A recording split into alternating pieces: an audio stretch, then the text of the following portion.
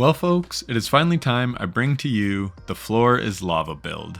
I've literally been waiting to make this video for over 3 years. Whenever Top Tree Dawnblade got the rework to get Heat Rises and Icarus Dash, yeah, that's when I have wanted to make this build since. Back then, I wasn't even making YouTube videos, but I was stomping through content with Top Tree Dawnblade with Sunbracers. The melee would grant me unlimited grenades for a short duration, and the grenades would get me melee energy back thanks to the synergy on Top Tree Dawn for getting kills while airborne. We then got Solar 3.0 last year, and I was super busy with work and life and couldn't make the build. I then finally had time to do it at the end of last season, but Bungie announced a rework to mods, so I figured it was best to hold off. And let me tell you, I'm so glad I did. As someone who has been running every iteration of this build for years now, I can assure you that this is the most perfected form of the build. I completed the whole Legend campaign with this loadout only, and I'm going to show you all the ins and outs and how to make it a top tier build in endgame PvE.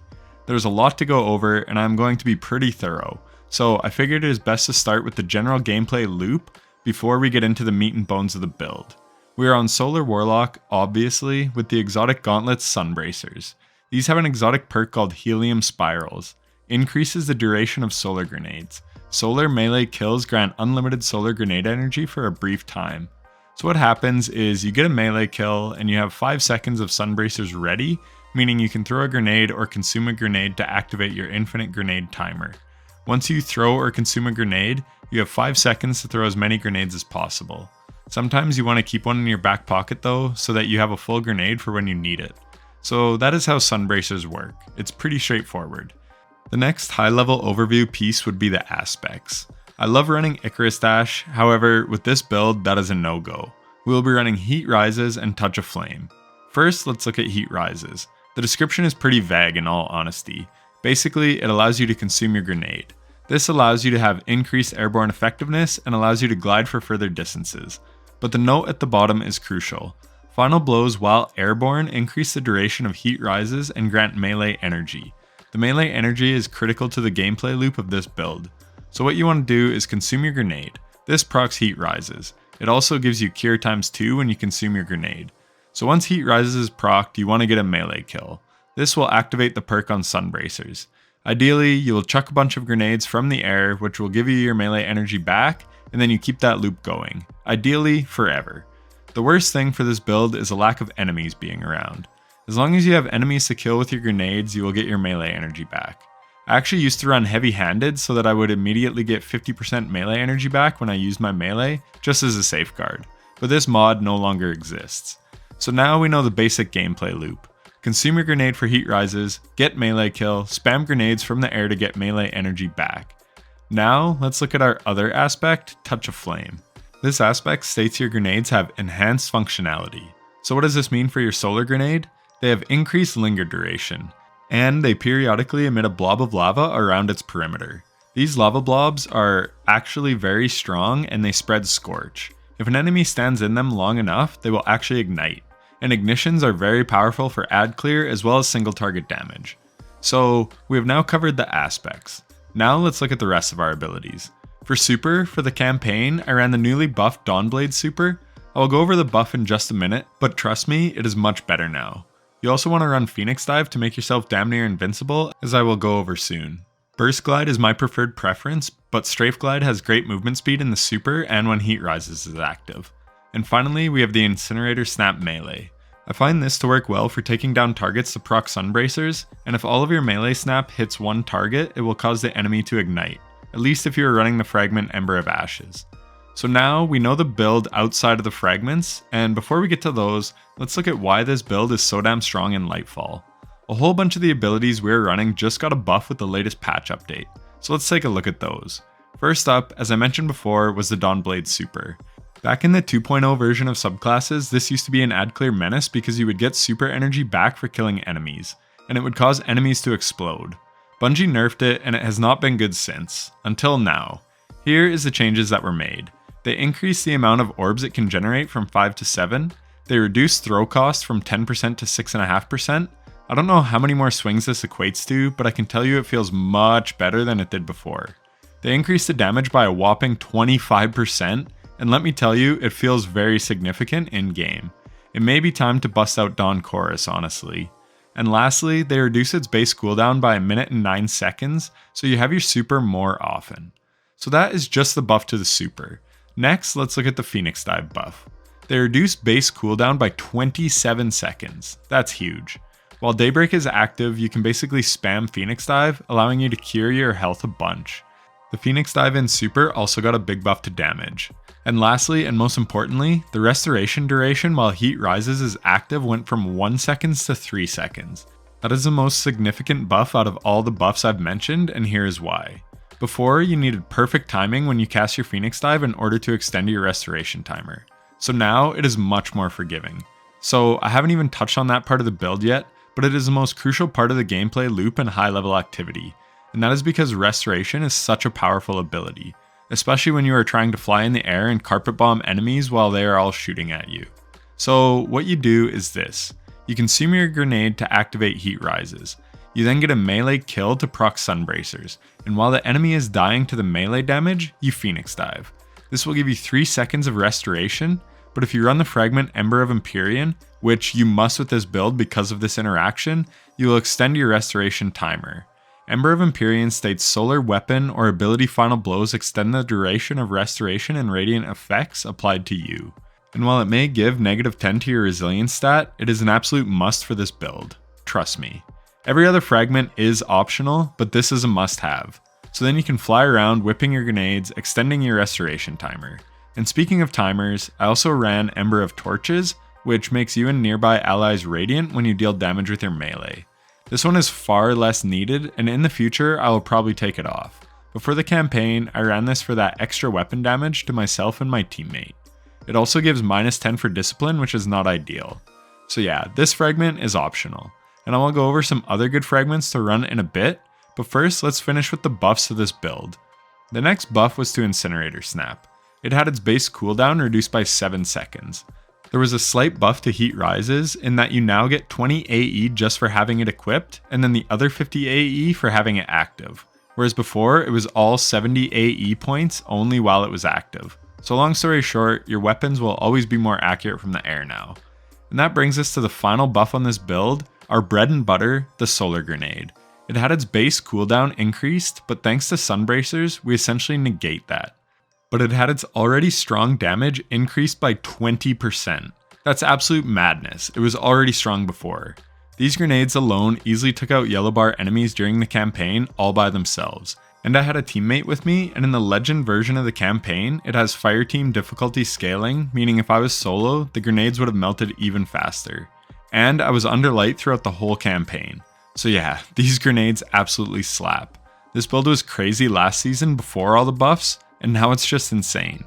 So we've covered aspects, abilities, and the whole gameplay loop.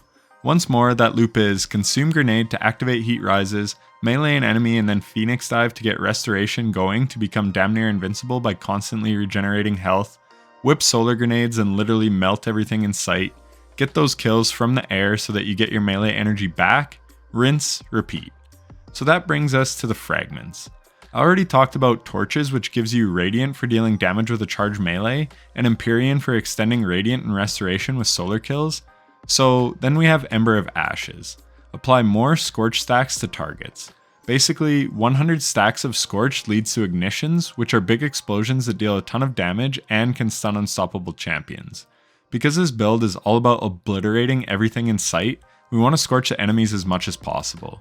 Bonus points if you run weapons with incandescent as well, as this works with those. And lastly, we used a new fragment, Ember of Resolve. Solar Grenade final blows cure you. Now, you may think this seems redundant since we have restoration going, and in a lot of content you would be right. But as I mentioned earlier, I was under level in the Legend campaign, and this fragment definitely saved my bacon a time or two. The gameplay loop of activating restoration does not always pan out, as you will see if you try this build out for yourself. So it is nice to have a failsafe, a backup. So this fragment is not needed, but it is certainly nice for survivability. So those are the fragments I ran on this build throughout the campaign. Resolve, Ashes, Empyrean, and Torches. I will give a few honorable mentions to some other fragments that you may want to mess around with to tweak it the way you see fit. First is Ember of Solace. This one is for beginners, as instead of having 3 seconds to get your restoration loop going, you get 5 seconds. That 2 seconds can be make or break for getting a solar kill in time to activate Ember of Empyrean and keep your restoration going. Speaking of making the build more forgiving, you could also run Ember of Singeing, which gives you class ability energy when you scorch targets. This will help you have a Phoenix Dive ready whenever you need it. Though if you are activating restoration properly and extending it by getting solar kills with the gameplay loop, this won't be needed. Additionally, you can use a mod to do something very similar, which I will get to. And for another ease of use fragment, we have Ember of Searing. Again, this is not needed if you get the gameplay loop down pat, but if you mess it up, this will help you get it back going quicker. Defeating scorched targets grants melee energy and creates a fire sprite. So fire sprites give you grenade energy, so say you lost your melee and you have a grenade. You could chuck your grenade. That would scorch enemies, giving you melee energy back when you kill them. Also, if you have an incandescent weapon, you can use that to kill enemies and also get melee energy back, and create a fire sprite for more grenade energy. This basically gives you your abilities back quicker and grants plus 10 recovery. But again, this is not needed if you have the gameplay loop consistently feeding your abilities as intended. So next, we have the fragment I would probably swap to instead of Ember of Torches. Torches gives Radiant on melee kills, and to be honest, you barely need weapon damage if you're using this build to its max potential. The grenades will do all the work, so why not let it do even more work? I would swap Torches for Char, which states Solar Ignition spreads Scorch to affected targets. This would give me plus 10 to Discipline, and Torches is minus 10, so it would be plus 20 overall, bringing my Discipline to 100. Again, when the build is going properly, you don't need Discipline because your melee will generate unlimited grenades with Sunbracers. But still, it is nice to have, and it would cause your ignitions to be even more powerful. And then, if I was in lower tier content and did not need resolve for the extra health back on grenade kills, I would run Ember of Eruption. This is arguably even better than Char, because it gives plus 10 melee energy instead of grenade energy, and the melee gets this whole combo working, and Eruption makes your ignitions have a greater area of effect. So there are a variety of fragment options you can go with this build. All are extremely deadly. Some are a bit more forgiving for while you learn the playstyle, some have more survivability for harder endgame content, and lastly, you have the pure damage output option to go full Scorched Earth. The one non-negotiable is Ember of Empyrean, so you can extend your restoration from the Phoenix Dive when Heat Rises is active. From there, the world is your oyster. The full Scorched Earth setup would be Ember of Empyrean of course, and then Eruption for bigger ignitions, Ashes to spread more stacks of Scorch for easier ignitions, and Char to spread Scorch after your ignitions, so you can then more easily make another ignition. Pure chaos. That is the build I would go with at base, and then if you find you are dying too much, maybe switch it up. Wow, this video is getting kinda long and we haven't even gotten to the mods yet, so let's fire through these quickly. Mods are much easier to grasp in Lightfall, so let's look at what I am running.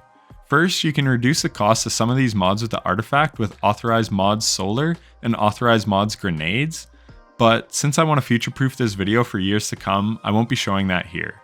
So on the helmet, we have double Ashes to Assets for more super energy on grenade kills. This is obvious because the whole build is based around getting grenade kills, and these can be reduced to cost 1 with the artifact. And then we have a Harmonic Siphon as well as all my weapons are solar. On the gloves, one thing I want to point out is that Sunbracers have fastball intrinsically built in, so do not run fastball, and if you aren't used to fastball, you will just have to get used to it with this build. We have Bolstering Detonation to give class ability when we deal damage with a grenade, and then we have Momentum Transfer to give us melee energy when we deal damage with a grenade. Yes, we get melee energy when Heat Rises is active, but this is a backup way to get both types of energy. And then, we have an insanely powerful mod in Firepower, which creates orbs of light for getting kills with grenades. It's absolutely perfect for this build. Pat and I were laughing all through the campaign at how many orbs I was creating. It's seriously nuts and it's so fun. On the chest piece, I ran double charged up so I can hold 5 armor charges instead of 3, and that is because on the legs I had 3 stacks of Solar Weapon Surge. This allows your solar weapons to deal much more damage. 1 stack is 10% more damage, 2 stacks is 17%, and 3 stacks is 22% more damage. You can run 3 stacks even without the artifact mod, but you will have less energy for a stat mod. And if you are wondering, the Solar Surge does stack with Radiant. But again, Radiant is not totally needed with this build, as the grenades do most of the work. And finally, we have 2 time dilation mods on our class item to allow our armor charge stacks to last for 18 seconds. This just keeps our solar surge up for longer, which is really nice. Alright, almost done. Just gonna show off the weapons I used in the campaign. In the kinetic slot, I have a god roll for this build. It's my Fatebringer with Osmosis and Adrenaline Junkie. When we whip a grenade, we get the 22% solar surge damage because it becomes a solar weapon, and then we get the damage buff from Adrenaline Junkie. I used an explosive personality with autoloading holster and unrelenting. Waveframe GLs are great for dealing with phalanxes because of their shields, and they have good stagger and knockback capability. And lastly, we have the newly buffed 1000 voices. It is not stated on the weapon, but this weapon's explosion damage now applies Scorch. And with Ember of Ashes on, if you land a full beam on a target, it will cause an ignition.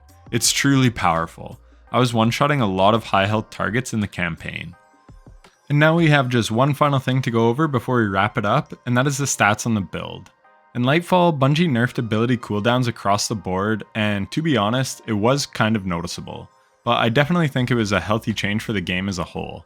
For this build, I like to run 100 Resilience as it is just so good and high-end content for staying alive thanks to the 30% damage reduction.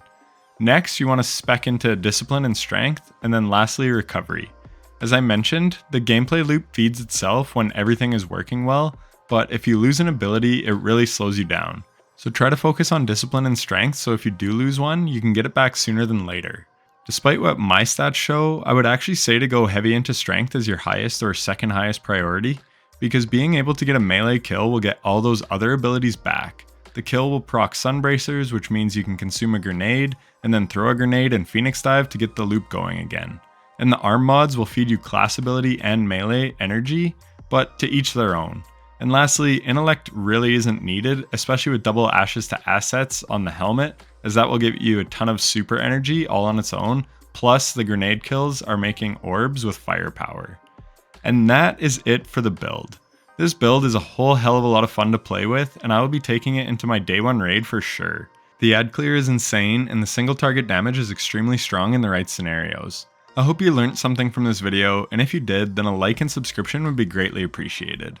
This build was already strong last season, and in my opinion, it just got catapulted into the upper echelon of all builds this season. Oh, and before I forget, a link to the build on Dim will be in the description of this video. If you made it this far, I just want to thank you so much for watching, it means so much to me. I plan on pumping out some more awesome builds, so stay tuned. Take care, Guardians. We gotta clear the Vex out there. No! How did it not? How did I not? What? It said I didn't get a melee kill. I have no idea how. What? What? That's the only bad part about this build. You depend on it to work, and if it doesn't, you're right in the fray of everything. Your SOL. Yeah.